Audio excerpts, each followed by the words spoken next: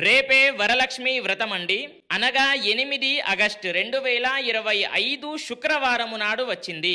అయితే టైమింగ్స్ ఏంటి, వరలక్ష్మి వ్రతము ఎప్పుడు జరుపుకోవాలి, ఆ టైమింగ్స్ చెప్పండి అని చెప్పేసి చాలా మంది కూడా అడగడం జరుగుతుంది. ఎప్పుడు జరుపుకోవాలి అనేది పక్కన పెడితే ఒక్కటి వినండి. శ్రావణ మాసం చాలా అంటే చాలా పవిత్రమైన మాసం. మనకు శ్రావణ మాస మహత్యంలో ఏం చెప్పడం జరిగిందో తెలుసా? ప్రతి ఒక్క రోజు, ప్రతి ఒక్క తిథి పవిత్రమైనది. అంటే ప్రతి ఒక్క నిమిషం ఈ శ్రావణ మాసంలో చాలా అంటే చాలా పవిత్రమైనది. మీరు ఎప్పుడైనా సరే చేసుకోండి. ప్రతిరోజు కూడా మీరు అష్టమి నవమి తేడా లేకుండా ప్రతిరోజు కూడా మీరు వ్రతము చేసుకోవచ్చు. అంత పవిత్రమైన మాసం ఈ శ్రావణ మాసం. మరి టైమింగ్స్ ఎందుకమ్మా? ఒక్కసారి ఆలోచించండి. అదేవిధంగా చాలామంది కూడా నమ్మకం ఉంటుంది, ఇదే టైంలో చేసుకోవాలి అనేటటువంటి వాళ్ళకి చెప్పడం జరుగుతుంది, ఈ టైంలో చేసుకోండి. ఎప్పుడు చేసుకుంటారు అని అంటే చూడండమ్మా, మీకు శూన్యమాసమైనా సరే తీసుకోండి, ఎటువంటి దుర్ముహూర్తము లేనటువంటిది ఏది అని అంటే బ్రహ్మ ముహూర్తం.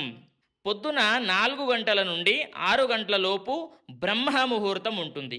ఈ సమయంలో చేసుకున్నట్లయితే మీకు ఎటువంటి దుర్ముహూర్తము, ఎటువంటి వర్జము, ఎటువంటిది కూడా మనకి పనికి రాదు. మీకు అన్నీ కూడా బ్రహ్మ ముహూర్తంలో శుభముహూర్తాలే ఉంటాయి. లేదమ్మా, చాలామంది ఏమంటారు అని అంటే నాకు నైవేద్యాలు వండుకోవడం వీలు కాదు, అంత ప్రొద్దున ఎలా వీలవుతుంది అని చెప్పేసి చెబుతూ ఉంటారు. వాళ్ళు ఎప్పుడు చేసుకుంటారు అని అంటే చూడండమ్మా, మీరు నైవేద్యాలు వండుకోండి, బాగా వండుకున్న తర్వాత 9 తర్వాత చేసుకోండి, ఏమీ కాదు. మీరు శ్రద్ధతో చెయ్యండి, మనస్సుతో చెయ్యండి, నిశ్చలమైనటువంటి భక్తితో చెయ్యండి, ఏకాగ్రత ఉండాలి అమ్మవారి పైన. అప్పుడు మీకు లక్ష్మీ కటాక్షము లభిస్తుంది. ఇంకొకటి ఏంటి అని అంటే పొద్దున చేసుకోవాలా సాయంత్రం కూడా చేసుకోవాలా అని చెప్పేసి అడుగుతూ ఉంటారు. అమ్మా, మీరు సాయంత్రం అయినా సరే చేసుకోవచ్చు, ప్రొద్దునైనా సరే చేసుకోవచ్చు, తప్పేమీ ఉండదు. సాయంత్రం చేసుకున్నట్లయితే 6 గంటల తర్వాత చేసుకోండి సాయంత్రం.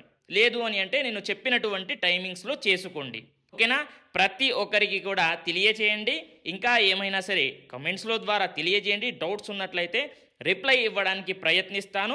సబ్స్క్రైబ్ చేసుకోండి, తద్వారా నా నుంచి వచ్చేటటువంటి ప్రతి ఒక్క వీడియో కూడా మీకు ముందుగా అందుతుంది అనేది ప్రతి ఒక్కరికి కూడా తెలియజేస్తూ స్వస్తి సర్వే జనాః సుఖినో భవంతు.